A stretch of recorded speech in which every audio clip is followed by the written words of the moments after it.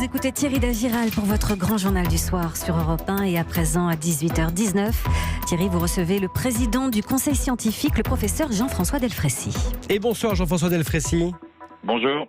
Merci d'être en direct sur Europe 1. Olivier Véran était en Mayenne cet après-midi, 7 foyers actifs et la volonté aussi de tester massivement. C'est un changement de doctrine, non ?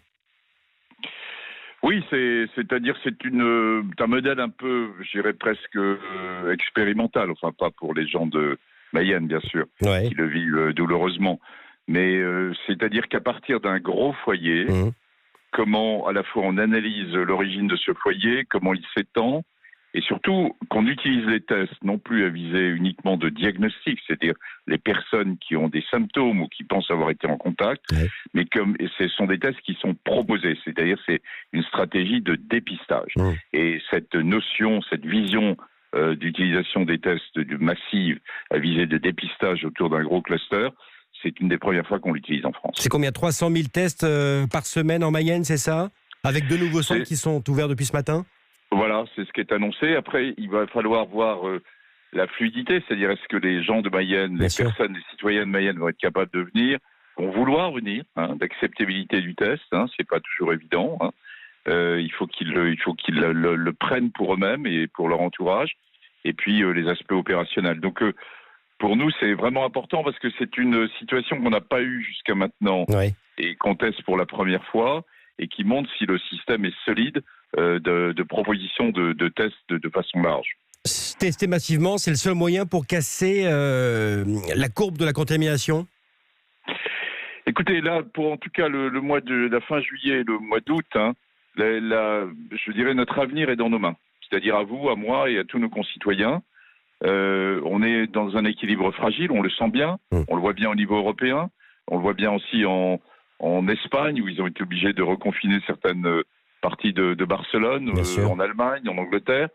Et il faut pas qu'on arrive là. C'est-à-dire que il faut qu'on arrive à trouver à avoir les mesures de distanciation sociale, le port du masque, l'utilisation des tests qui permettent d'éviter de basculer là et de basculer même dans l'étape supplémentaire qui serait l'étape qui se passe aux États-Unis où ils sont avec quelque chose qui est mal contrôlé alors qu'ils sortaient d'un confinement, certes qui n'était pas aussi solide que le nôtre, mais donc c'est nous-mêmes.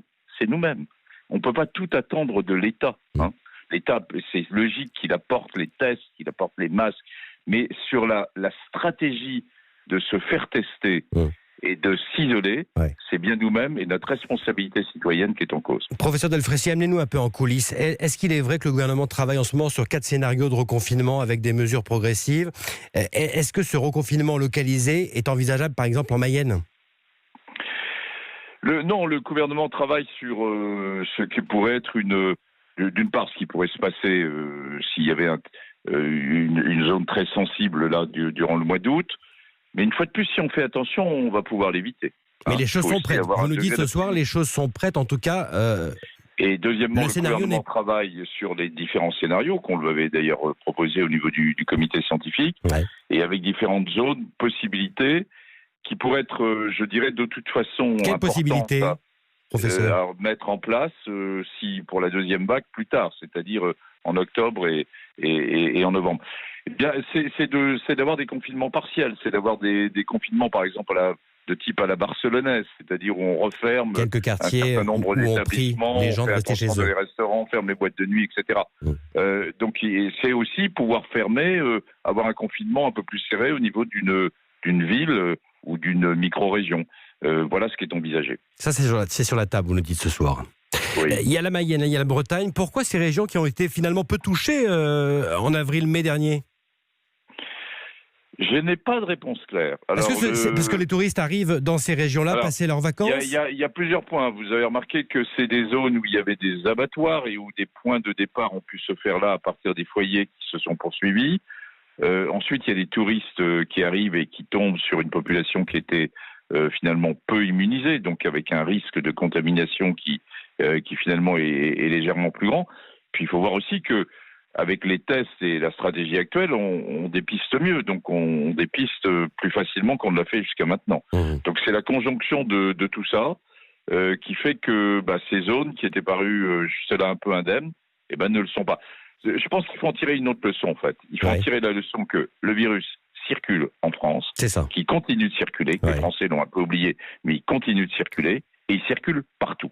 C'est-à-dire, il ne circule pas uniquement en région parisienne et dans l'est de la France, mais il circule partout. Et pourquoi, selon vous? Est-ce qu'on a déconfiné trop tôt, trop vite? Est-ce que l'État a mal communiqué? Est-ce qu'on a cru que c'était fini, gagné, derrière nous? Écoutez, non, moi je ne pense pas. Je pense que les Français ont eu un long confinement, solide, qu'ils ont respecté finalement. Il y a eu un déconfinement qui s'est produit dans des très très stratégiques, très construit entre guillemets, mais on savait que de toute façon le virus continuait de circuler. Alors après, on arrive dans cette période de vacances. J'ai été le premier à dire qu'il fallait qu'on souffle un peu, et que les Français, ils avaient besoin de respirer après ces 4 mois extrêmement difficiles. Oui, souffler, mais en gardant les gestes de distanciation et en gardant les gestes barrières.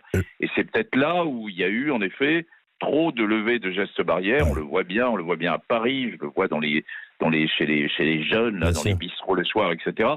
Et je leur dis, attention pour vous-même, parce que d'abord aux États-Unis, on voit les formes graves chez les jeunes, là, maintenant, chose qu'on voyait moins dans la première partie du Covid. Deuxièmement, c'est pour leurs aînés, pour leurs anciens.